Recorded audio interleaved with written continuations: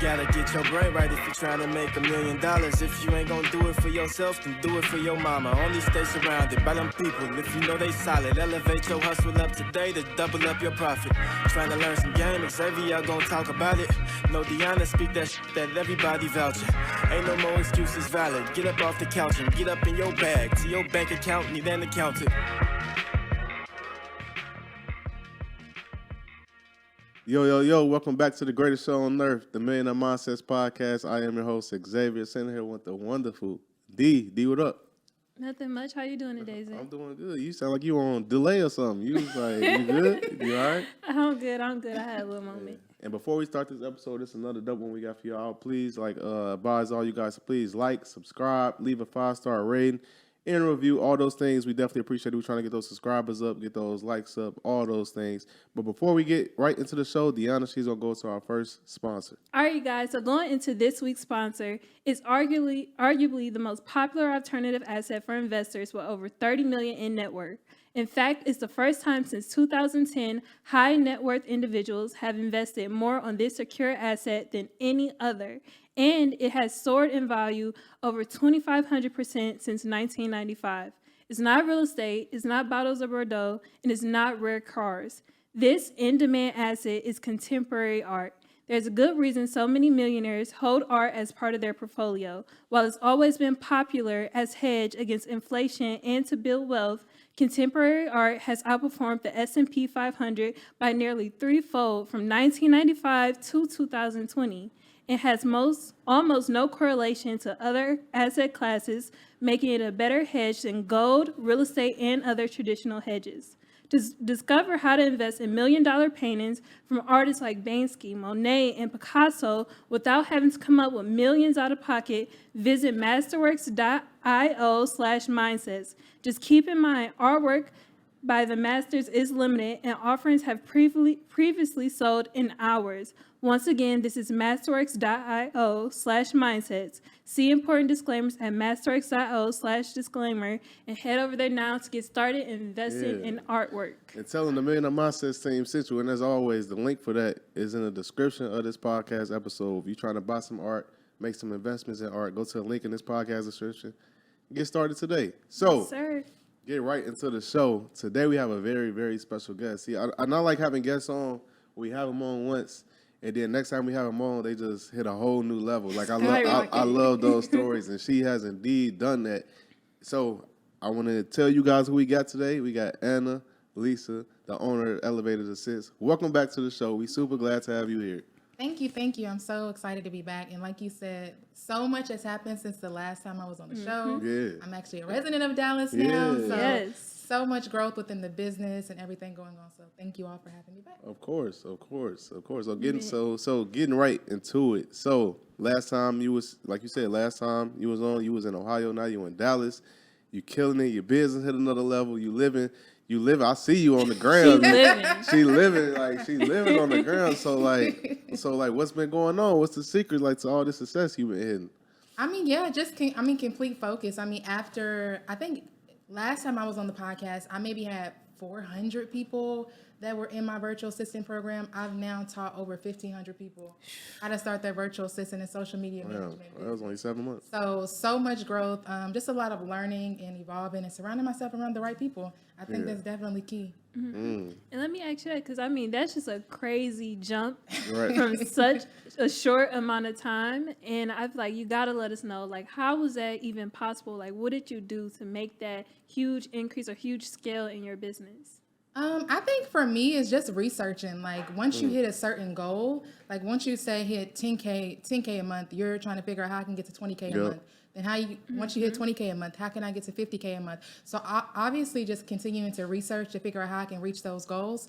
It's just nonstop. I feel like every month is a new month and I start from zero. So it's every day is a new day trying to figure out what's going to take my business to the next level. Okay. So for the people that's watching this right now and they're like, okay, but what she do? Let's get into that. For the people who don't know, who may not be familiar with, you just mind letting them give a breakdown on what it is exactly that you do for a living. Yeah, I do a lot of things. I think I'm most known for creating virtual assistant businesses. So I'm the owner of a successful virtual assistant and social media management agency called Elevated Assist. So we work with various entrepreneurs in different industries, and we basically provide them with admin services, our social media management services, and really take some things off their plate. So I'm the owner of Elevated Assist. I have virtual assistant independent contractors, a part of my team that help work with these entrepreneurs. Currently, all of my independent contractors do live in the United States, so people do always ask. In addition to that, I have the Elevated VA, which is a program I created to teach people how to start their own virtual assistant businesses, as well as if they want to become social media managers as well. Okay. And so, how is that lucrative for people that's listening? They be like, how you make money being a virtual assistant? Like, I know that to the average person, that might not sound like super pretty or sexy to them. Oh yeah, it's definitely money to be made. I mean, if you just even look at it globally from the outsourcing industry, that's $1 billion industry in itself. Wow. Outsourcing, the fact that, so just take a look at the pandemic in itself. A number of corporations and companies, even though they may have laid off people, they may have outsourced that internationally to other services. So that in itself is a lucrative opportunity for businesses to, one, continue to have a strong workforce, but able to save money by outsourcing to independent contractors or things like that. But in the space that I do it within, working with small business owners, a lot of business owners can't do it alone. Right. So I work with business owners that are making at a minimum $20,000 a month. You know, I have business owners that are making 6 figures a month. So it's nothing to them to outsource and hire a virtual assistant to be a part of their team, to help manage small tasks that they don't have time to do. I like that just because, like, the question I want to ask is, when should someone hire a VA? At what point? Because I see people that's not just try to get cute and fancy so early on. They're not even making 5 figures. They're not even making 5,000. Exactly, and it's annoying. It's annoying when people try to reach out to me a little too soon, because one thing you don't want to do is hire a virtual assistant or even work with Elevated Assist, and then you're not in a financial situation to be able to continue to support that contract or that agreement. Exactly. So I think that people need to recognize, one, do you have the money to be able to add people to your team? Mm-hmm. Secondly, what tasks and responsibilities are you going to outsource to this virtual assistant? You can't give them everything, right? They're your assistant. They're not there to, operate your business, right? You're still the business owner. So first they need to identify what things that they can give to that virtual assistant, and then figure out the price point. How much are you willing to invest, to have a peace of mind? Really. So I look at it as convenience. So it's lucrative because people are paying for convenience. Right. So just like I pay to have my groceries delivered, I pay for valet. People that have money to be able to pay for that convenience, they do that. They do that. So that's the idea of it. Just paying for convenience, and people are paying you to provide solutions for their business and do things that they don't have time to do. Mm-hmm. Something I want to ask you is that, looking at it from a VA standpoint, because you said like you prefer to work with individuals who are like doing financially well in their business, and I want to ask, like, for a VA, what are some tips or pointers you would give them for working with high net worth businesses or individuals? Because for someone that might seem scary to be working with a company of that magnitude, or someone who's like very demanding of them, and not just someone with a small business. Absolutely. So the first thing is you need to communicate well. One, you're in a virtual space, so communication needs to be at another level, because you may have never met this entrepreneur. You may never meet them, only virtually via Zoom or something like that. So one, communication has to be key so that you can build that trust, because sometimes they're giving you, credit card information, banking information, so you can do certain things within their business. So it has to be a trusting relationship, but also you need to be organized. Even though there are a lot of entrepreneurs making a lot of money, some of them are already unorganized. So as a virtual assistant, you kind of have to come in and kind of clean up that service for them and help manage some of those things for them. So I would say communication is number one, knowing how to communicate for someone that you can't speak to every day. And if they're a super busy entrepreneur, you got to figure out how to navigate to make sure you can get the answer so you can do what needs to be done within that entrepreneur's business. And you said you work with entrepreneurs that make, you said minimum 20K? At a minimum, really 20K. So, and I had to learn that, right? In the beginning of my business, I'm assuming that if you're reaching out to me, you can afford me. But during different experiences with different entrepreneurs, I'm realizing that people think they can afford the service and they can't. So, we're able to filter some of those people out through certain questions that we go through during our onboarding experience or during our consultation calls. I don't really like to even work with new entrepreneurs. So I want you to be would rather you be established before you think about working with Elevated Assist. It just makes things a little bit easier for us. And we talked about pretty much people that's not ready. So I want to ask you, when do you know it's time to hire somebody to be hire a VA? Absolutely. If you're suffering mentally as an entrepreneur and you can't do anything, if you have DMs full of customer service related questions, it's probably time for you to hire a virtual assistant because you're probably leaving money on the table. If you're not able to respond to emails, if you got people calling you a scammer online just because you can't respond to emails and DMs, because it happens to a lot of people. Right. Because, if they have a question about a product or service because they put the email in wrong and you're not able to attend to their question in a timely manner, they're going to think you scammed them out of their money. Like, that just happens a lot. Yep. So being able to come in as a virtual assistant, kind of provide that organization and clean up that mess for those entrepreneurs, that's really key. And then if you just want to enjoy your money, sometimes entrepreneurs work so hard, all they know is work, and they don't even have an opportunity to go on vacation, have free time. Right. Hire a virtual team, hire a virtual assistant to be able to manage things while you're on vacation, while you're spending time with your family. So it's really just, you have to identify, are you able to still live your day-to-day life and be able to do things and enjoy your life, but also are you being overwhelmed with your work? Then it's probably time for you to hire a virtual assistant. I love that answer. And that's something we talked about like recently is that with a lot of business owners, you get that rep of being a scammer, but sometimes in reality, you just have bad business practices and you definitely need to get that help to avoid that bad press and also make sure you're taking care of your customers. Customer service. A lot of times when you see people being called that scammer, usually when you look into it, it's because they had terrible customer service. Exactly. And you can't not talk, like, follow up with your DMs and your emails, but you still promoting that same product. You still promoting. So people over like, so you don't see my DM? You don't see my email? Like, what's going on? They gonna turn up. Oh, absolutely. And you don't want that. And it can happen really, really, really fast. So if you're making, again, like $20,000, $30,000 a month at a minimum, you should have someone a part of your team. Yeah. Like at that point, certain things you shouldn't be doing. You probably shouldn't be responding to redundant questions in your DMs. Like at that point, you're too valuable. You should be, navigating your talents to something else. We always talk about delegation on here. Like you said, at a certain point, as a boss, a CEO, whatever you're doing, you shouldn't be doing, in my opinion, those small, minuscule tasks. You should be, like you said, delegating to somebody because your time's so much more valuable. Absolutely, but some entrepreneurs just also don't know how to let go. Yeah, they want to be in control of everything, and and it takes time to be able to trust someone to help them with their business and find the right person to be able to help them with their business too. So I think that, again, an entrepreneur has to probably slowly trust the virtual assistant, give them tasks, and we can give them larger projects and things like that. So.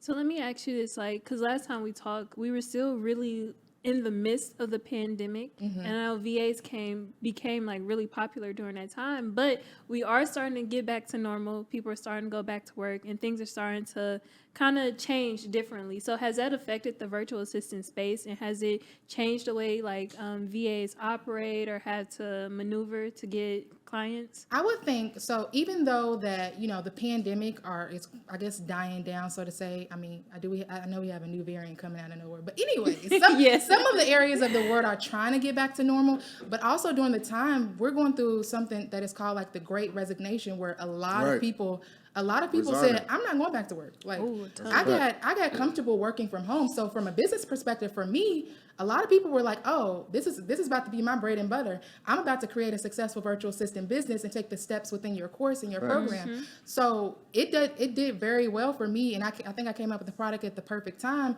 for a lot of people that got comfortable working from home. And then the companies that didn't allow their employees to stay working from home, they were like, it's not worth it. During the pandemic, a lot of people were able to reflect and think like, I don't know if I really like my job that much. Yeah. And I really love working from home. I can obviously do my job from home, so why can't I stay here? And then, a lot of times where people were just reflecting and just think about their mental wellness and the fact that it makes sense for them to be able to work remotely. So for my business, I think it went up. Everything, improved and got better, everything doubled up for sure. So it did great for my business. Okay. And I want to ask you something I seen you tweet. Oh, boy. You said I get to wake up every day and experience the life I created for myself. You could too if you stop being scared. I was like, ooh, that's a bar. You know, you calling people out, all that. I love it. Absolutely. Well, I think it's, again, I always talk about mindset, whether I'm going live, but even when I have like coaching calls with people, they're like, I'm so confident in my virtual assistant business. I got everything set up, but I'm still afraid. So the mindset is keeping people away from a lot of money and making money in their business. And I still think it's challenging for people to be able to overcome that. Because when you go from working a 9 to 5 to working a 9 to 5 and trying to start a business, or even going from a 9 to 5 and being a full-time entrepreneur, you're going through a transformation and you're not even realizing it. So you're completely shifting your mindset to how can I make money from this business? You know, I'm not relying on a paycheck every 2 weeks anymore. So a lot of people are stuck on that mindset. But I'm the type of person, like, I really don't care. Like, I just be doing stuff. Right. So I just research stuff and I just execute and make it happen. And it's worked very well for me. And I think I think a lot of times I don't dwell on things that don't go well. So I can't even recognize like, oh, what issue that was. I just keep on going until, you know, I'm able to make it happen for myself. So I think a lot of people, if they have that mindset of, you know, just trying things, like it's okay to fail. Like if people accept it, just go ahead and accept rejection and failure. Like it's just a part of things that will happen. Then, you know, they'll probably be making more money and executing on some things. They definitely would. And speaking on 9 to 5s, because I feel like we in a time right now, a lot of people, they feeling like pressure to leave their 9 to 5. And I'm actually seeing people leave, and a lot of people leaving too early. So Too early. So my question is, what's your best advice for knowing when it's time to walk away? Oh, yeah. And also, I don't think I mentioned before, I actually still have a 9 to 5 as a healthcare administrator. And actually, since I moved to Dallas, I end up getting another opportunity making more money doing the same thing at another company. So, you know, everything's doubled and tripled up since the last time we talked. But I think, look at the numbers financially. So even for me, even if I was able to make the same money within my 9 to 5 with my business, it's still not enough for me because my overall goal is to live a life of luxury. So, you know, it keeps going up and keeps going up. So I think that people need to figure out what they want their life to look like first, right? Are you comfortable living the same life and you just need to replace your 9 to 5 income, or do you want more?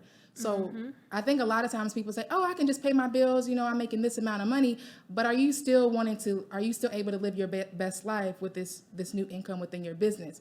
So for me, I'm obviously still have my 9 to 5, but I think people need to be very, very strategic about what they want their life to look like. And honestly, if you have a successful 1 year in your business, I still think that may be kind of early because you just never know with business. I mean, you can have a $5K month and then you can have a $30,000 month, another, and it's a lot of up and down until you get those automations and those systems in place. So for me, I think people need to literally write down what you want your life to look like, right? Because even if you replace your 9 to 5 income with your business, do you plan on staying in the same house? Right? Are your expenses going to be exactly the same? So I think that people need to do that work and identify that before they say, I'm going to leave my 9 to 5. Because I would hate for people to leave their 9 to 5 and then got to go back.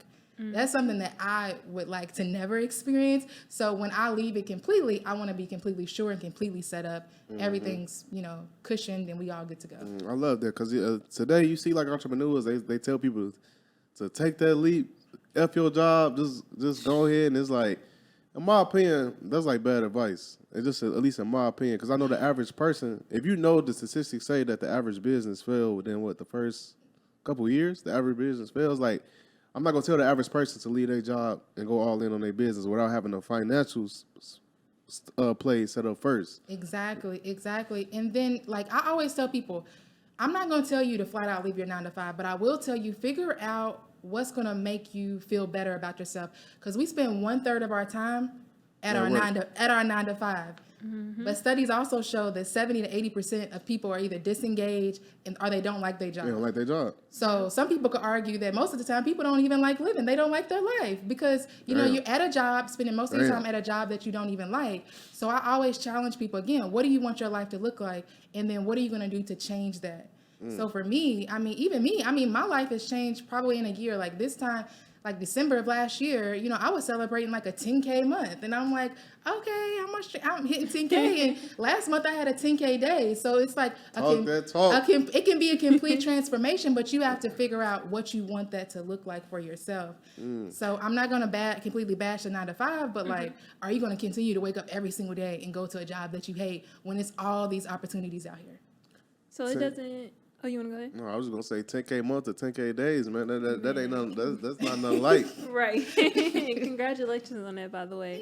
Thanks. But for people, especially like people who may be having their VA businesses and still working their 9 to 5, like it doesn't get hard, like difficult to manage all of that at once. And like what do you do to balance it so that you can stay motivated in both realms? Oh, absolutely. I always tell people, don't look at me as an example. I'm crazy. Like, do not look at me as an example. You honest though? That's being honest. Yeah, but like if you look at me and was like, I want the same results as Annalisa, you know, I want these 6 figures and all of that great stuff. You have to understand that I put a lot of work in, right? All of this is temporary work for, you know, the long-term results that I'm coming and I'm planning, and I am getting results because I do work hard, but people have to understand, like, you got to figure it out. You got to figure out that balance. What's important to you? Like sometimes I can't go out all the time, or sometimes I can't be at certain events and things like that because I'm building something. I'm building something that's going to make me happy in the long run. So they really have to be organized. I wake up early.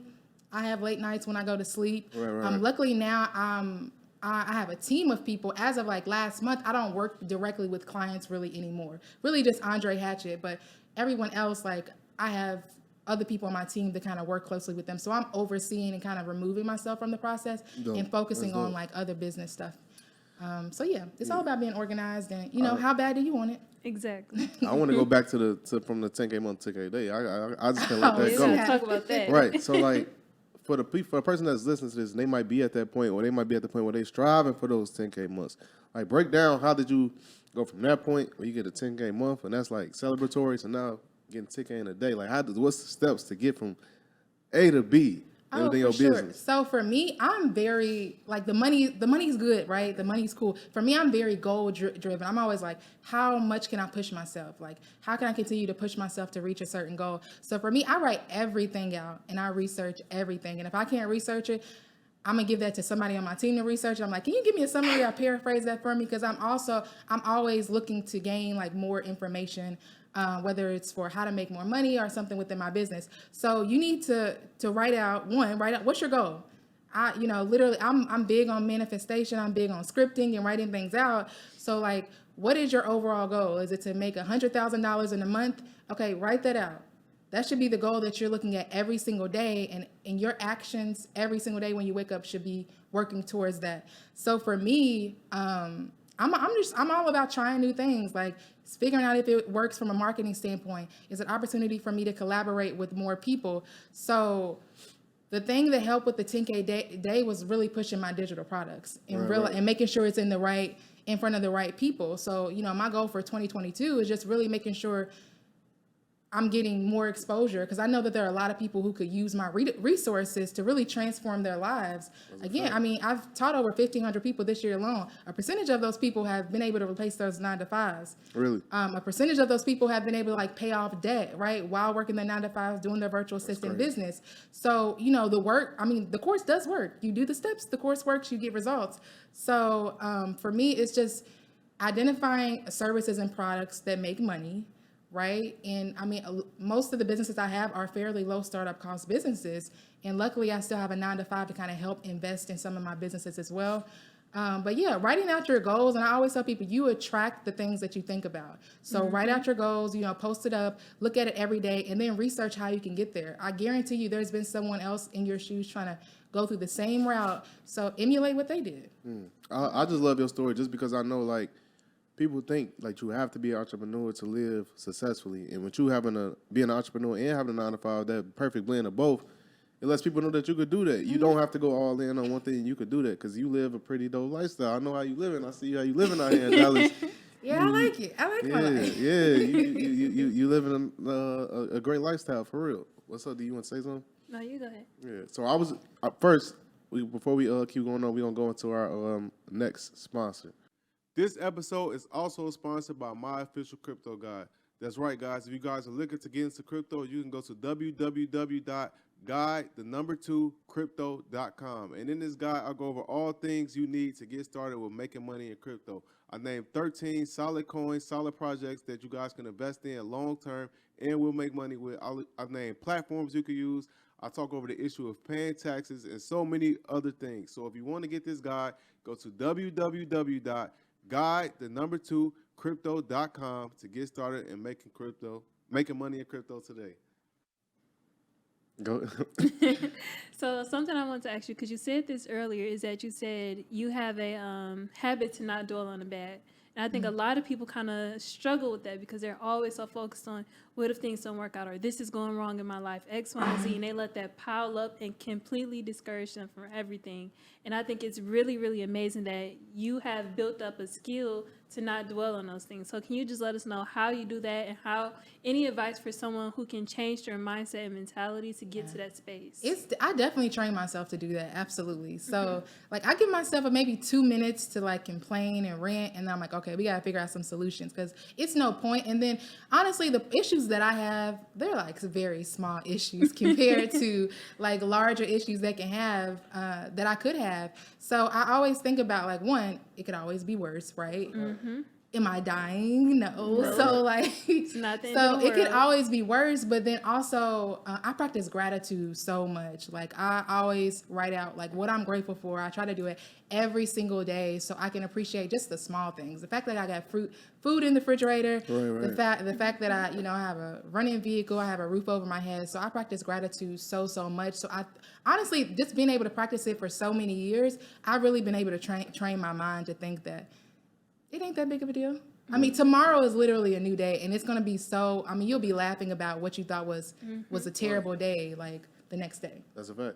Sorry, you won't even remember it. You won't even remember it. Like, I mean, I think this weekend, my phone completely, like, it went crazy. So I'm over here, like, and then I had to go to the Apple store, but then I'm just like, it's not that big of a deal. It's not that big of a deal. So I want you to share some marketing tips with us because I always see you on social media. You're going viral and stuff like that. You creative too. So like, just talk about that a little bit. Your strategies with that. Again, I'm a researcher. So if I want to hit a certain goal, whether it's where I want to grow my account.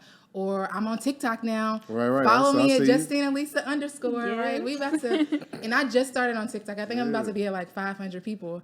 But again, I literally research and try to emulate what other people have done. So, with TikTok, they say post more consistently. I'm like, okay, bet. Let me just post more videos and just see how it responds. But also because I have a business within social media, I like to test things out on my account to see how they may do possibly on my clients' accounts too.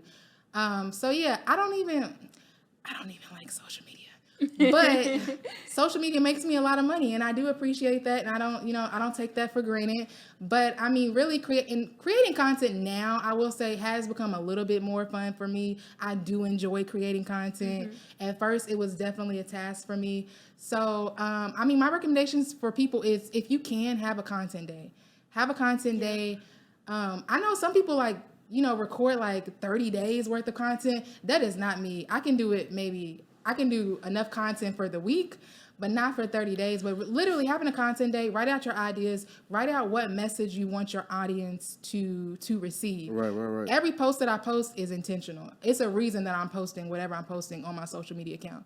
It's very rare you're just going to see just a random picture with it's all intentional. It's all a part of, the marketing plan to make sure I'm getting in front of the right audiences. And yeah, I'm pretty big on like video content. So, doing reels and TikToks and things like that. If you see me dancing in the TikTok or something, just please call me and make sure I'm okay because that's something you probably would never see. That's what you're not going to do, huh? And I probably would. If I did a dance in TikTok, I probably would go viral. But, going viral ain't that important if I got to dance. I'm good on that. And that's something else we talked about this weekend too when we were talking about content. It's like, yes, we can make content and, make it valuable, but we also don't have to like get away from who we really are in making that content. Because I feel like people can tell, like if you did a dancing video, they were like, that's not her, or it feels unnatural. This is what I'm not used to this from her. Absolutely. I mean, and the thing is, like, I like to dance. It's just me putting dancing on social media. Yeah, like it's weird to me to like let me put up my camera real quick and do this 1-2 step, and it's very weird to me. I don't get it, and maybe I don't know. Y'all talk to me 2 years from now, and I'm like, You might be dancing. I might be dancing dance. on TikTok. I'm never say never, but right now on this day, it's very, very strange for me. But yeah, do something that you feel comfortable in, especially from a marketing standpoint. Because for me, what I do appreciate, even like when I go live, when people tell me in my DMs, like, you're so relatable.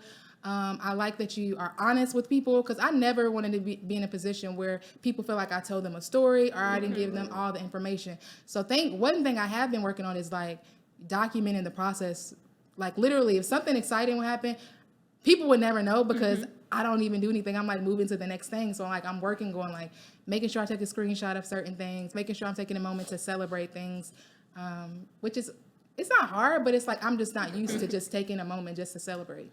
Honestly, as a content creator, it's so important because something, I never spoke on this, but something that really pisses me off when I see people, content creators, entrepreneurs, like telling people to quit their job and they know most of their money is coming from courses. Whew. It's like, if this person quit their job, they don't have the following you got. They're not going to be able to make money from courses, but you're not telling people that most of your income coming from courses. So it's like, but you're telling people to quit their job. So if they quit their job, like, what the hell? It's like a setup. And you see that a lot these days. Oh, like, absolutely. People don't be 100 about that. It ain't nothing wrong with making course money. Like, all us content creators, we doing it, and we should be doing it.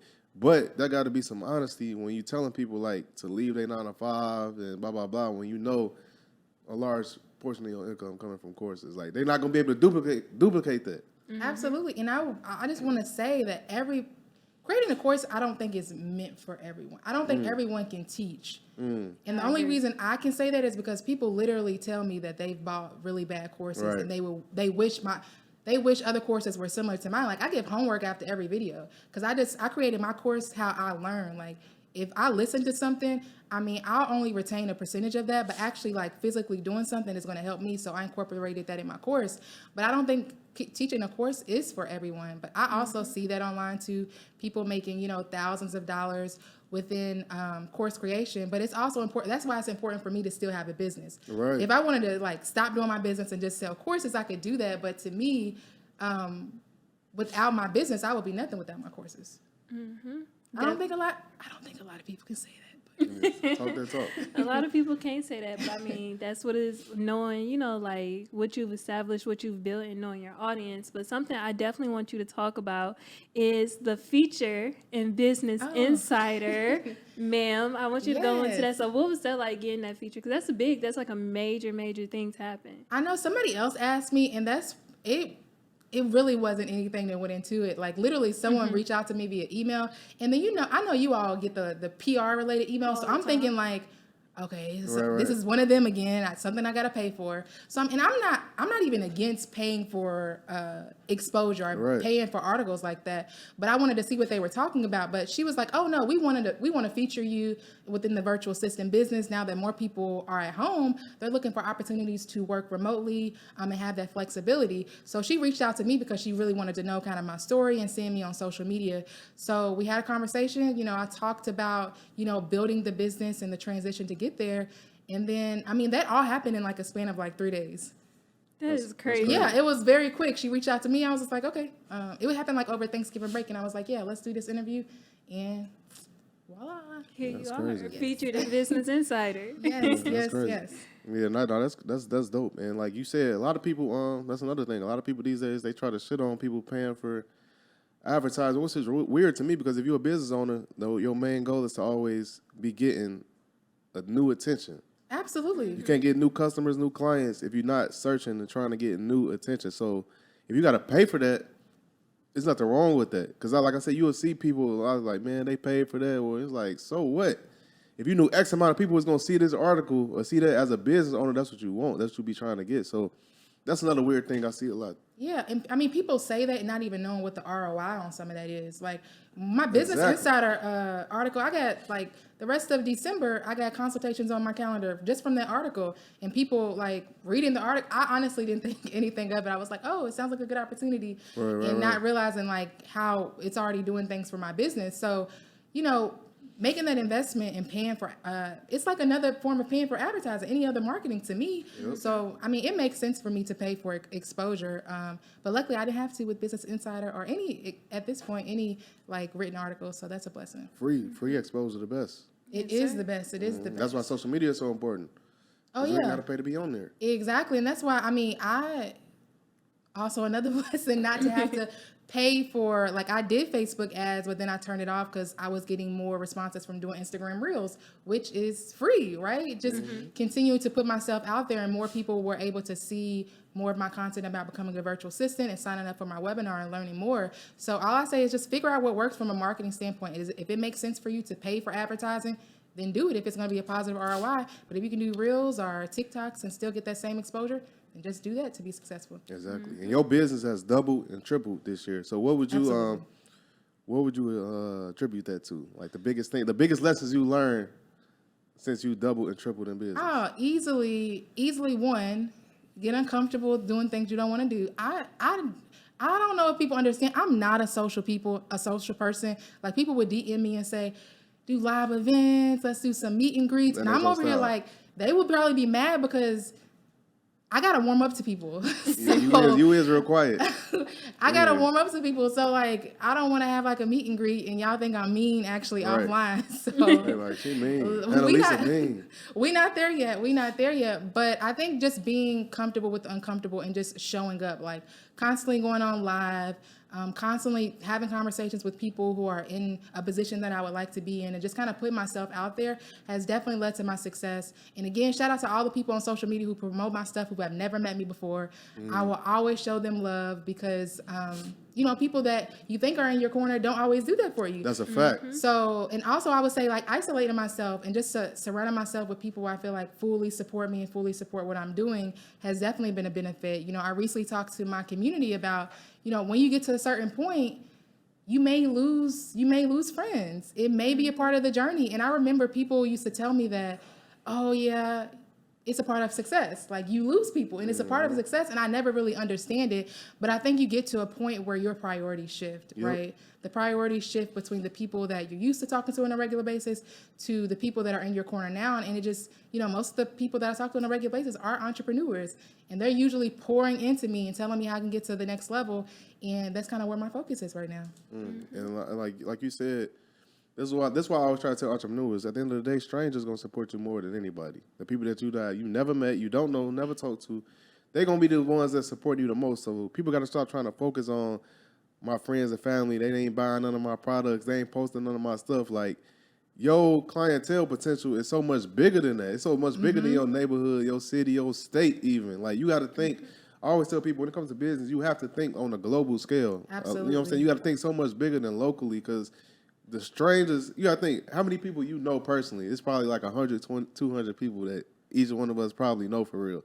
But there's billions of other people out here. So stop focusing on that small market and try to focus on global, you know what I'm saying, national-wise, like all that. Yeah, absolutely. Especially if you got a virtual assistant business. I always tell people, like, it's very unlikely that you probably work with people in your city or your state.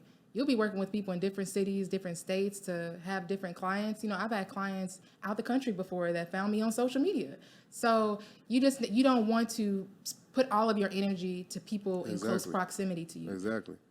You leaving money on the table and not trying to reach out and get more exposure so other people can see you from different cities and states. So.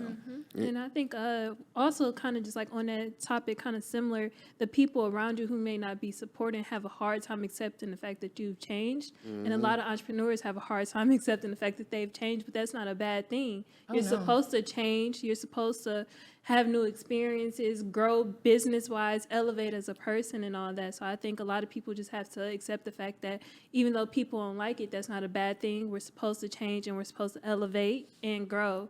But I also want to ask you, on the VA side of things, because VA, being a virtual assistant, is very popular right now, but where do you see the industry looking like in the next 3 to 5 years? Oh, just with the transition of remote work becoming more normal, I think it's a huge opportunity. I mean, the growth projected between now and like 2028 is like 30% for the virtual space. So, and that can look like a number of things. So that can be like an actual physical virtual assistant, or that could be a virtual assistant incorporating like AI, right? Like using technology. Right. So again, with the Great Resignation, we still have vacancies that employers have to fill. So I think they're going to do a number of things. They're either going to outsource, right, or they're going to implement automation from technology. So I think there's still a large opportunity for virtual assistants and creating your virtual assistant business, right? At some point, you can partner with these larger companies that may need trained people to do these small admin services.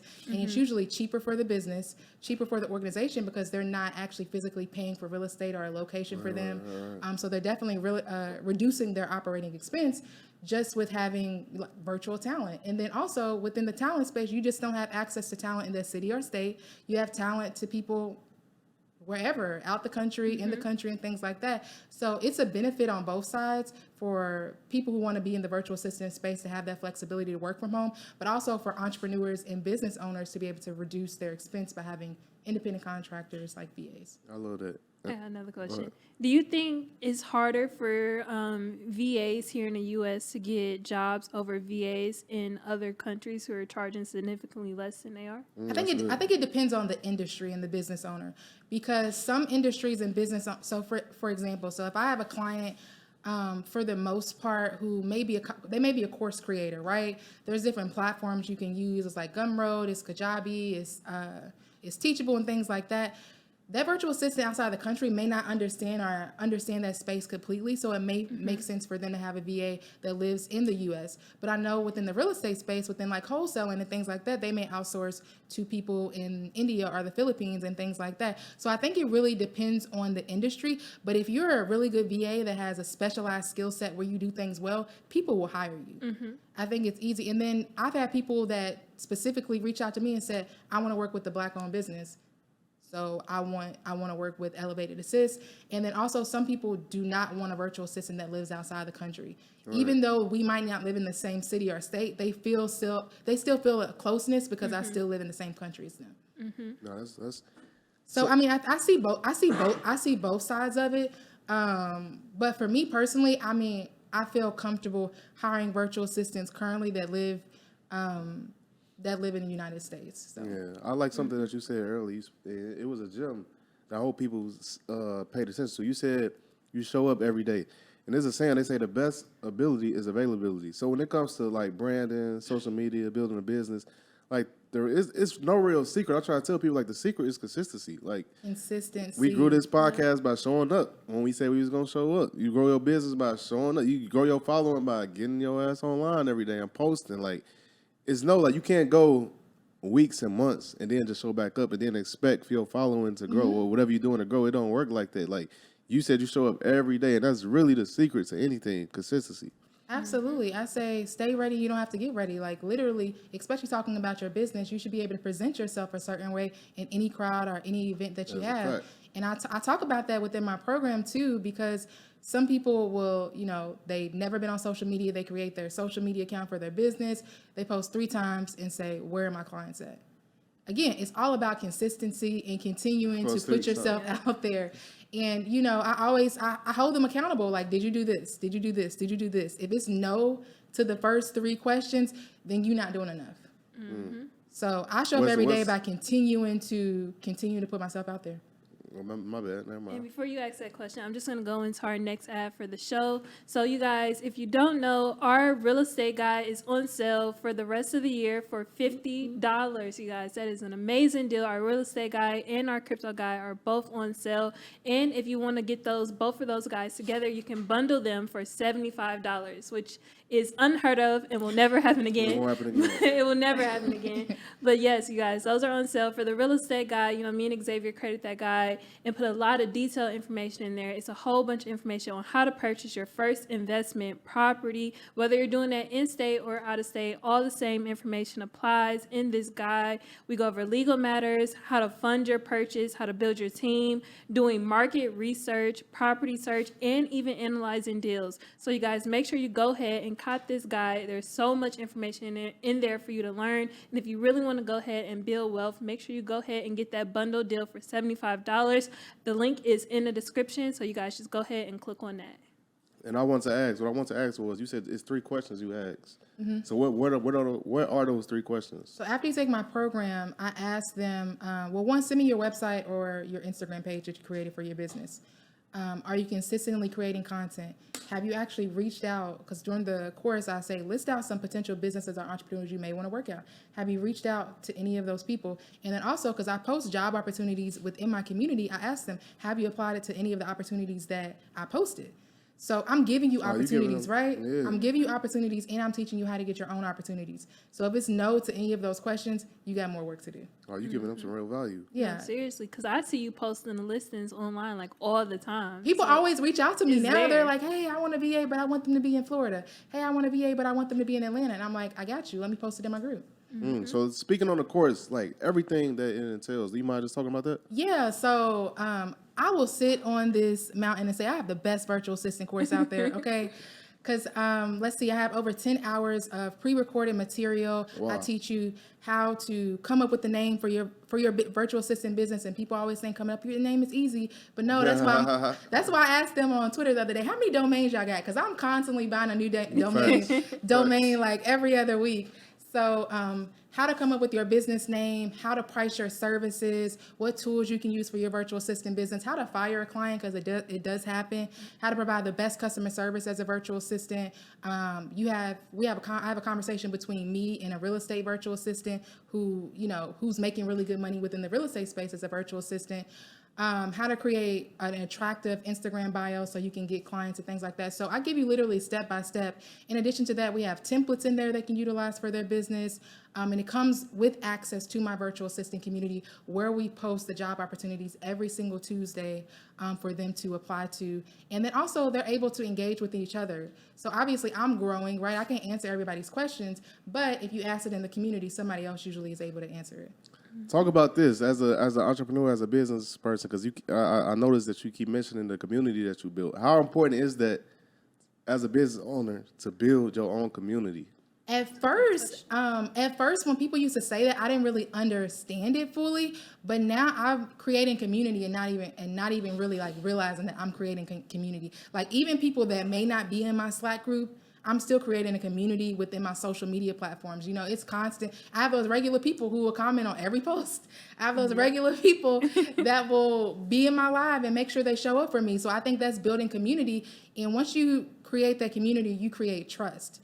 And trust allows you to, if you come out with another product, you're creating that credibility and that trust that people say, oh, she come up with another product. Let me make that investment because I know based on what she's done, how she presents herself, it's really good work. Let me tap into that. And community also allows people to like see different aspects of you. Like I try to give people the real as much as possible, give them at least a snippet of like my personal life so that they know that I'm no different than them. We're the same. We all in this together. We're all working to reach our goals. My goals may be a little bit different than yours, but we're all working to reach our goals. So I think community is super, super important.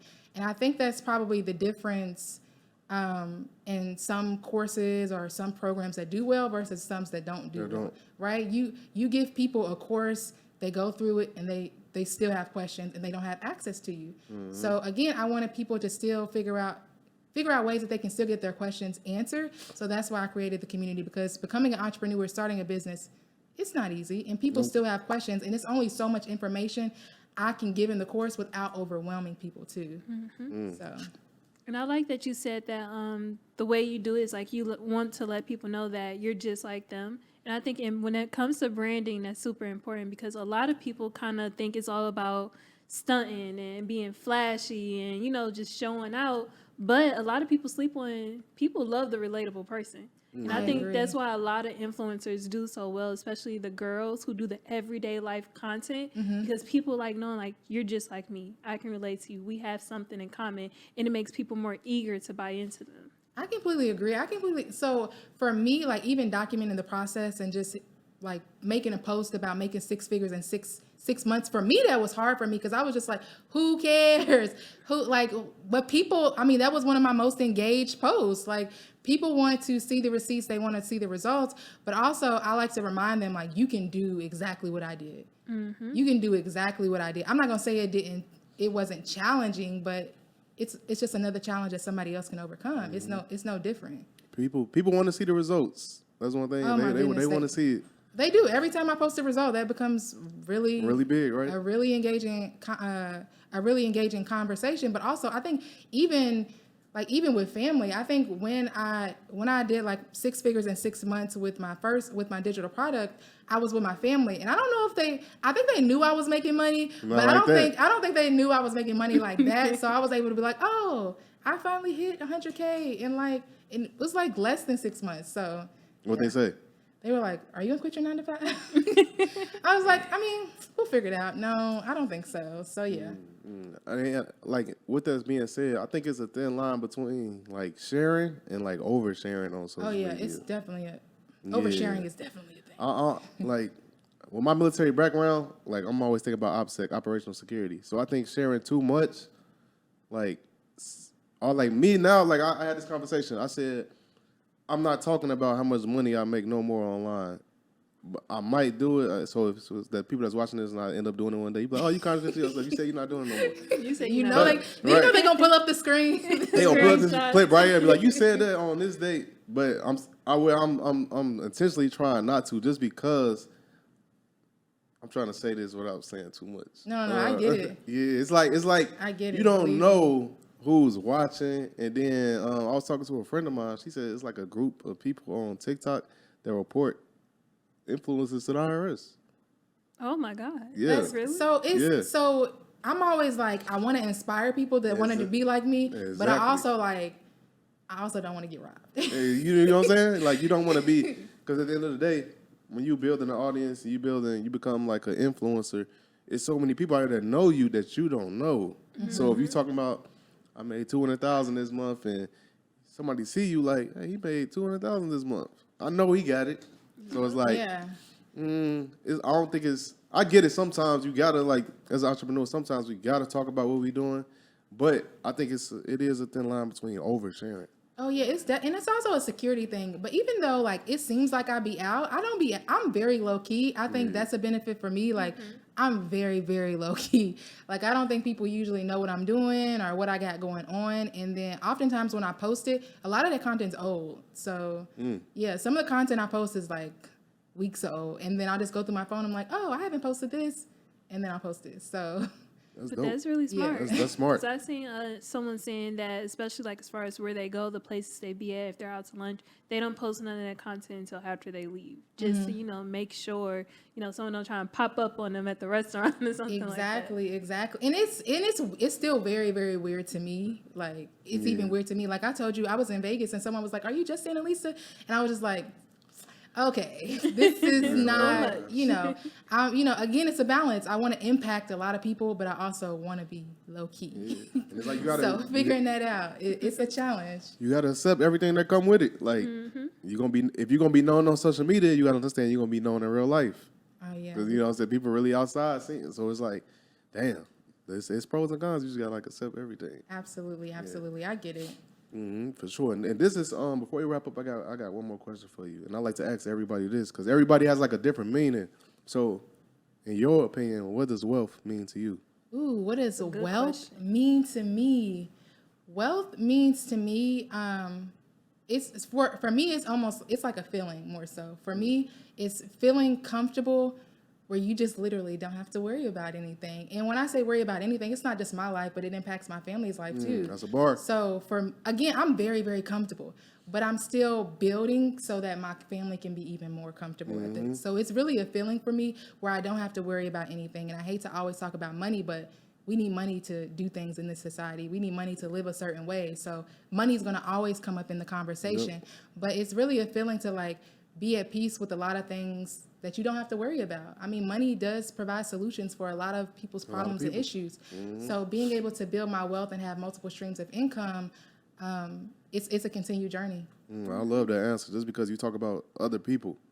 Like you don't really hear that all the time. And that's crazy because I was just having a conversation on another podcast. They asked me, and I said, I don't feel successful yet just because I want to put everybody around me in a position where they either on the same level as me or doing even better. Exactly. And until then, I'm going to just feel like I'm doing good, but I'm not doing good enough. Exactly. Oh, exactly. I think I tweeted, and I think several people had commented about it, but the first, like one moment this year, I was just like, I actually feel proud of myself. And it's coming from somebody who's excelled in school. You know, I was like second in my class in high school. You know, I always did well in school. I always got like accolades and things and rewards for different programs I was in. But like this year, I'm just like, okay, I'm doing okay. You know, I'm at the point where I can like treat my parents and treat people around me and like not even have to flinch. Like where I want something, I can literally buy it. So being able to continue to do that at larger scale. And that feeling, that's what wealth feels like to me. I love that. It's amazing. I love that. And before we let you go, I just want to say we definitely appreciate you taking the time to come to the podcast and driving out here to the studio to get this done. This was an amazing episode. And before we let you go, do you mind plugging in all your stuff where people can find you, follow you, buy course, everything? Absolutely. So my name is Annalisa, also known as Just Annalisa on Instagram, Twitter, and now TikTok. So that's JUSTANNALISA. And for TikTok, you just need an underscore after that last A. Also, if you're looking for a virtual assistant or social media manager, feel free to reach out to Elevated Assist. You can reach us at www.elevatedassist.com, and we will definitely get on the phone and take care of you so that we can meet your needs as an entrepreneur. And also, if you're interested in, you know, having that flexibility, being able to work from home and looking for an opportunity to create a business with the 9-to-5 or without your 9-to-5, I recommend becoming a virtual assistant or social media manager. The links will probably be in the show notes. Yep. I do have a special code. If you all use Mindset, that gives you all an extreme discount for the program that is packed full of over 10 hours of recorded content and includes the community and job opportunities for you if that is something that you're interested in. I've successfully been able to create a 6-figure virtual assistant business from the comfort of my own home while maintaining a 9-to-5. So it's something you can definitely do too. That's hard. And D, what's your info? And you can find me on Instagram at Deanna Kent, Twitter Deanna S. Kent, and you can find me on YouTube at Lessons in Life and Luxury. And you can find me everywhere at Xavier C. Miller. That's Twitter, Instagram, what else? TikTok, YouTube. Follow me on TikTok too. Everywhere. You can find me everywhere. And that's all we got for y'all. Appreciate y'all listening to another episode of Millionaire Mindsets Podcast. See you guys next episode. Peace. Gotta get your brain right if you're trying to make $1 million. If you ain't gonna do it for yourself, then do it for your mama. Only stay surrounded by them people if you know they solid. Elevate your hustle up today to double up your profit. Trying to learn some game, Xavier gonna talk about it. No Deanna, speak that shit that everybody vouching. Ain't no more excuses valid. Get up off the couch and get up in your bag. To your bank account, need an accountant.